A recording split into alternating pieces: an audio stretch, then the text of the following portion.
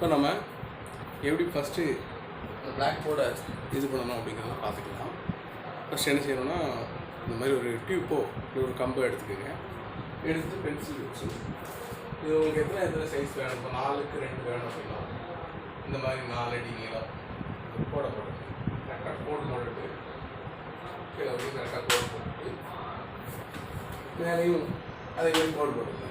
உங்களுக்கு லென்த்து கரெக்டாக போகுதுன்னா நீங்கள் ஷார்ட்டாக வச்சுக்கோங்க. சரியா? இப்போ இது 4க்கு 3 அப்படின்னா இந்த மாதிரி ஒரு கோடு இது போடுங்க. அப்புறம் கீழேயும் அதே மாதிரி போடுங்க. 4 சைடு உங்களுக்கு கரெக்டாக 4 சைடு உங்களுக்கு கரெக்டாக கோடை போட்டுட்டு அப்புறம் நீங்கள் என்ன செய்யுங்களா, இந்த டேப் இருக்குல்ல, இந்த டேப்பில் வந்து நீங்கள் 1 இன்ச் டேப் வாங்கிக்கணும். இந்த 1 இன்ச் டேப்பை கரெக்டாக இது பண்ணிவிட்டு எனக்கு 2 இன்ச் டேப் தான் இருந்துச்சு, அதனால் அதை வச்சுருக்கேன். இந்த டேப்பை வந்து நீங்கள் கரெக்டாக எடுத்து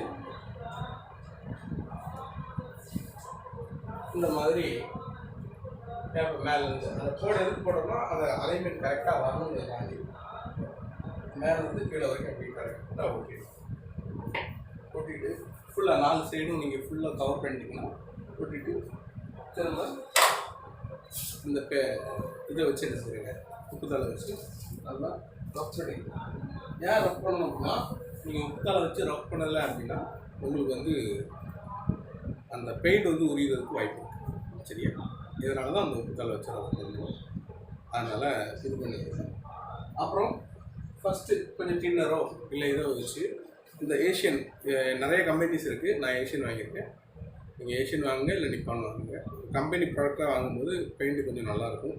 இதோடைய ரேட் பார்த்தீங்கன்னா உங்களுக்கு 416 ரூபா போட்டிருக்கு, 380 ரூபாய்க்கு தருவாங்க. சரியா? இது வந்து நீங்கள் 1 லிட்டர் வாங்கணும்னு தேவை கிடையாது. நான் வந்து ஆர்வத்தில் 1 லிட்டர் வாங்கிட்டேன். 6 லிட்டரே போதுமானது.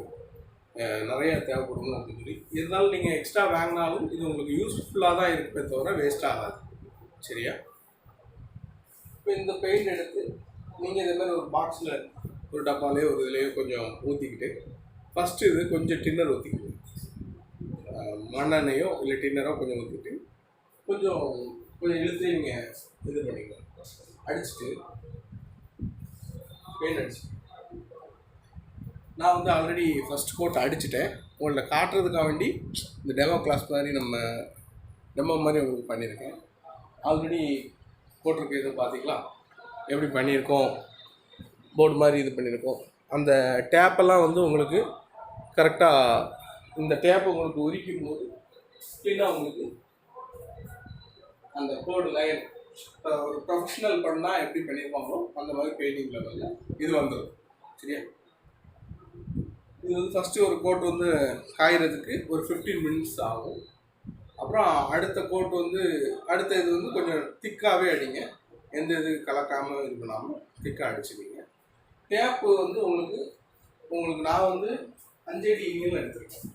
பெரிய போர்டாக வேணும் அப்படின்னு பெரிய போர்டாக எடுத்துருக்கேன். நீங்கள் உங்களுக்கு எவ்வளோ வேணுமோ, சின்ன போர்டு போதும் அப்படின்னா சின்ன போர்டுக்கு நீங்கள் யூஸ் பண்ணுங்கள். சரியா? அப்போ 2வது போட்டு நீங்கள் காஞ்சிச்சா லைட்டாக கை வச்சு பார்த்தீங்கன்னா காஞ்சிருக்கா என்னன்னு தெரியும்.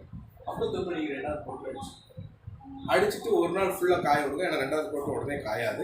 ஒரு நாள் ஃபுல்லாக காய விட்டுட்டு மறுநாள் நீங்கள் ஒரு சின்ன பென்சில் வச்சு இல்லை ஒரு இது வச்சு எழுதி பார்க்கும்போது உங்களுக்கு இந்த மாதிரி தடம் விழுந்துச்சு, தடம் வருது அப்படின்னா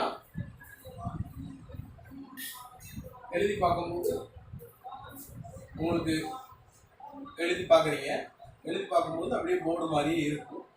இந்த போர்டு மாதிரியே இருக்கிறதுல நீங்கள் வந்து சில இதில் சர்ஃபேஸ் கரெக்டாக இருக்கிற இடத்துல